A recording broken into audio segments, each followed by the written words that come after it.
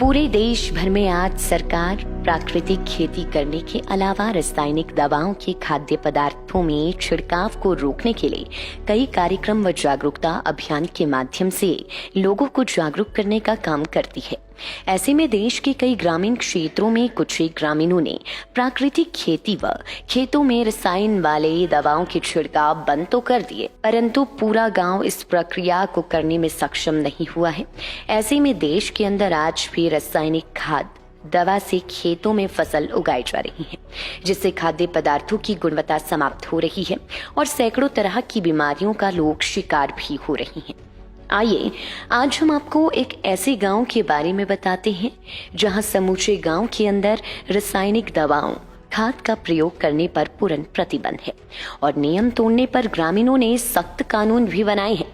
किन्नौर जिला का चीन सीमांत गांव शलखर चीन के सीमाओं से सटा हुआ है, जहां पर ग्रामीण लोगों की सेहत का भरपूर ध्यान रखते हैं और स्वयं भी गांव के अंदर रासायनिक खेती से दूर रहकर प्राकृतिक खेती व बागवानी से जुड़े हैं।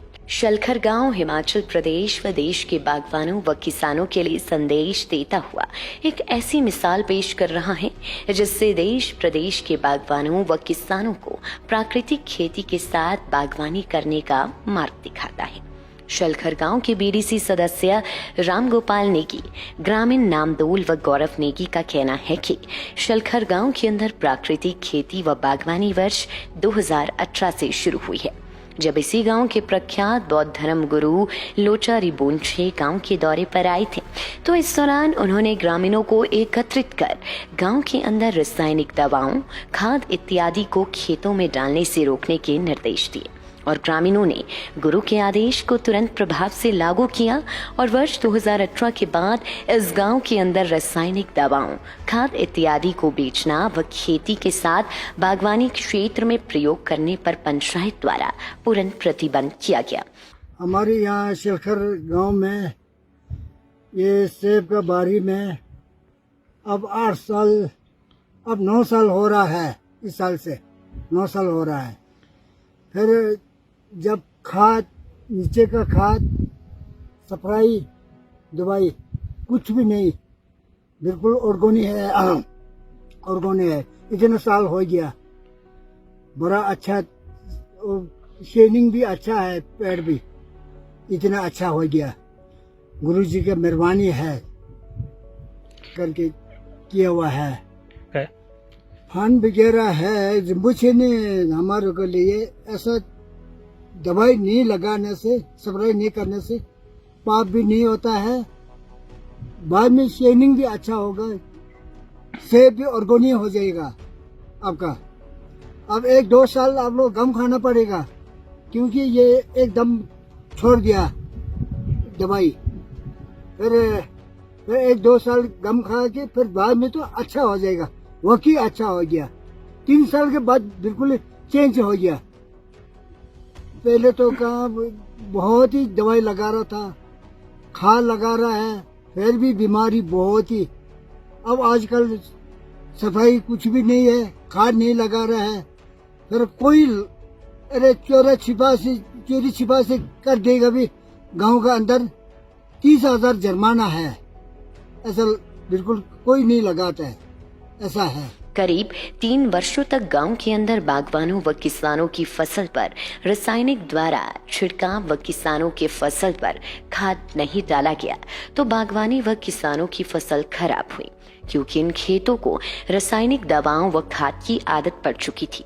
परंतु ग्रामीणों ने रिम्बोंछे के आदेश पर जनशक्ति का प्रमाण देते हुए करीब 3 वर्षों तक नुकसान भी सहा, लेकिन चौथे वर्ष के बाद सेब के पेड़, खेतों की अन्य फसल धीरे धीरे सुधार के साथ उगने लगी और रासायनिक खेती को इस गांव ने अलविदा कह दिया, जिसके बाद आज तक इस गांव में ना तो रासायनिक दवाओं का प्रयोग होता है और न ही खाद इत्यादि का प्रयोग किसान व बागवान कर सकते हैं।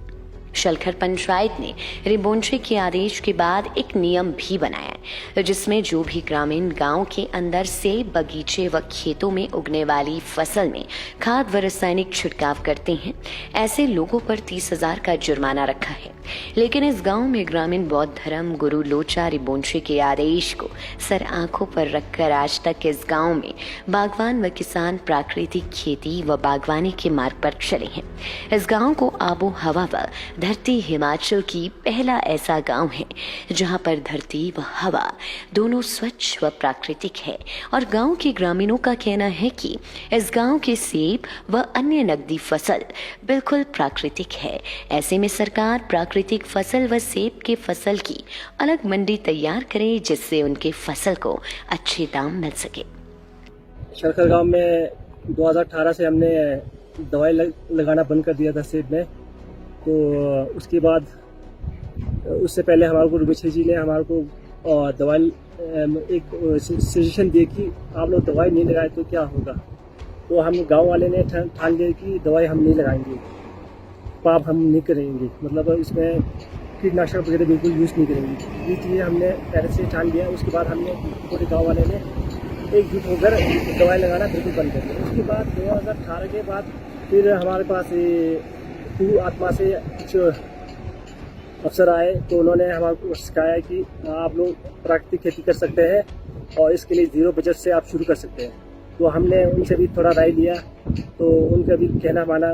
तो हम मटर में तो हम लोग जीवामृत वगैरह स्प्रे करते हैं, बाकी सेब में तो जीवामृत महीने में 1-2 बार स्प्रे करते हैं। वैसे नेचुरली है यहाँ, बिल्कुल दवाई तो वैसी 2018 से पहले से मतलब लगाते नहीं है। हाँ जी, कहीं छिड़काव किसी ने कर दिया तो हम लोग पेनल्टी लगाते थे। वैसे तो आप आजकल तो नहीं लगाते, पहले कई बार ऐसा हुआ पर हमने उनको पेनल्टी ठोका, कुछ भी करके मतलब उनको रोक दिया था। तो उस वजह से गांव में सब एकजुट होकर बिल्कुल दवाई बंद कर दी।